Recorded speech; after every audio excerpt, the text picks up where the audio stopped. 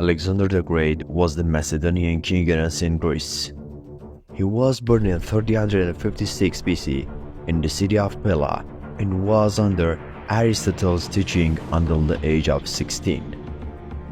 His father's name was Philip II and his mother's name was Olympias. Before reaching the age of 30, Alexander was able to form one of the largest empires in the ancient world, which stretched from the Greek Sea to the Himalayas. Alexander is mentioned as one of the 10 great conquerors throughout history. He was the main founder of the spread of Greek culture and civilization in the world, the beginning of the Hellenistic era, and the creation of the Silk Road. In 336 BC, during the wedding ceremony of Cleopatra in Aegae, Philip was killed by the chief of his guards named Pausanias. While fleeing, Pausanias caught his foot on an ivy plant and fell, and his pursuers killed him. Two of Alexander's lieutenants, Perdiccas and Leonatus, were also among Pausanias' pursuers. The nobles and military commanders called Alexander the new king of Macedonia when he was not more than 20 years old.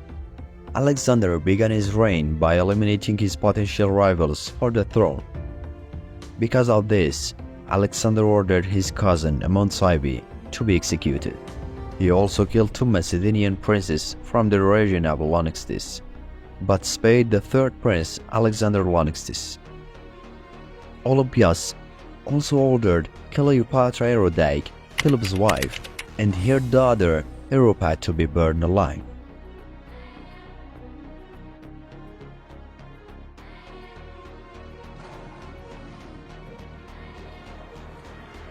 When Alexander learned about this, he was very angry. Alexander also ordered the killing of Attalus, the commander of the advance guard of the army in Asia Minor and Cleopatra's uncle.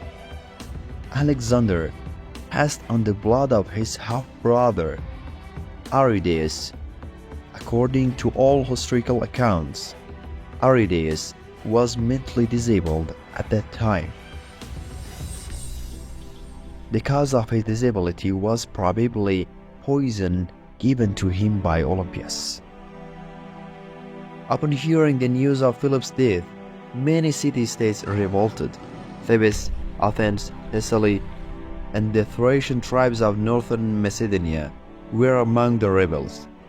When the news of these rebellions reached Alexander, he quickly gathered a cavalry consisting of 3,000 fighting men and marched south towards Thessaly.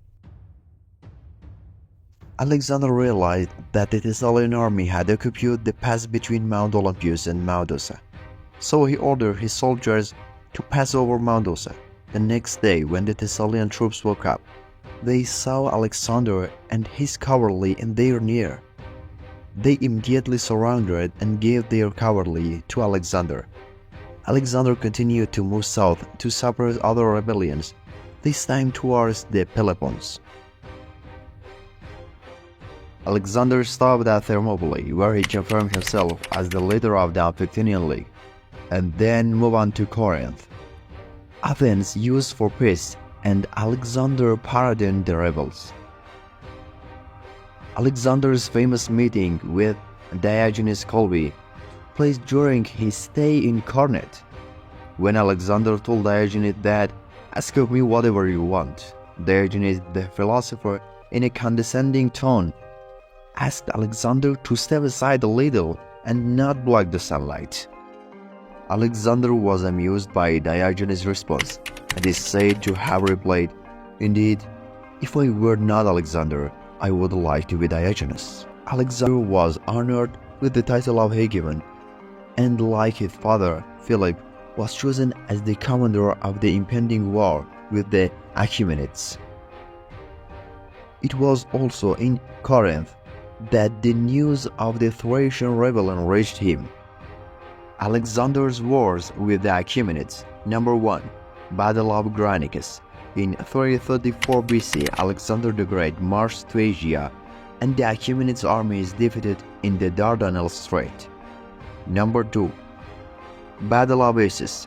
In 333 BC, in the Battle of Issus, the army of Alexander the Great defeated the Achaemenid forces under the command of Darius III.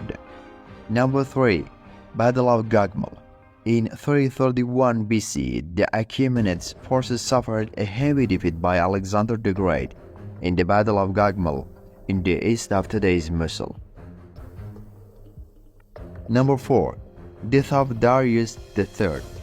In 330 BC, Darius III was killed and hegemonically conquered, and the throne of Jamshid was destroyed by Alexander the Great, and the Achaemenid rule came to an end.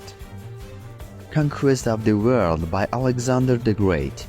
Attack on Asia Minor.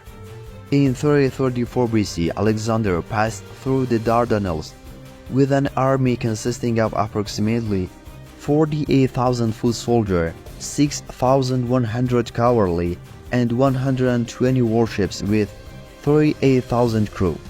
Some of the soldiers were Macedonians and Greek city-states.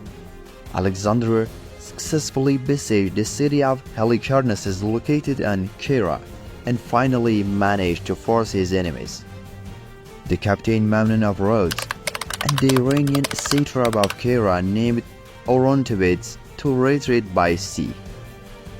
More detail of battle in Iran. After spending the winter, Alexander's troops passed through the gates of Cilicia in 330 BC and faced the main Iranian army under the command of Darius III, the Emperor of Iran, in November.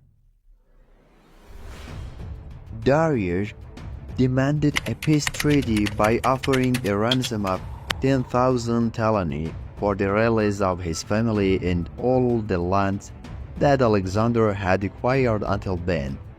Alexander replied that since he is now the king of Asia, he is the only one to decide about the territorial divisions.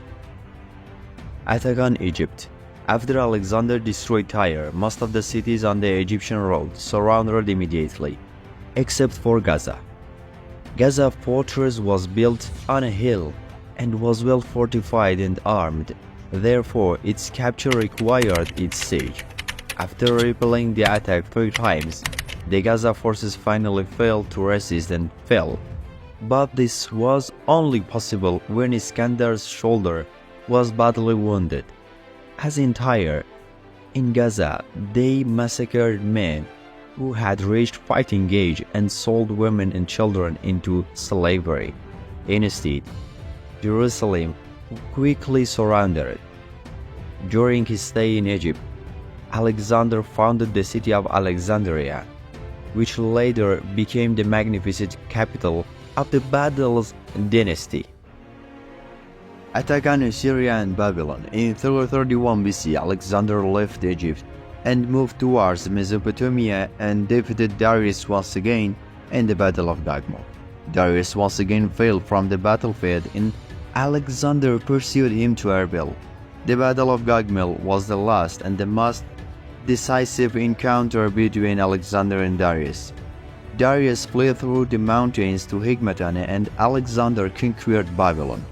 The astrology chronicle of Babylon said that the king of the world, Alexander, sends his scouts with a message to the people of Babylon before leaving for the city. I will not enter your houses. We will publish other wars conducted by Alexander the Great in part 2. Thanks for watching.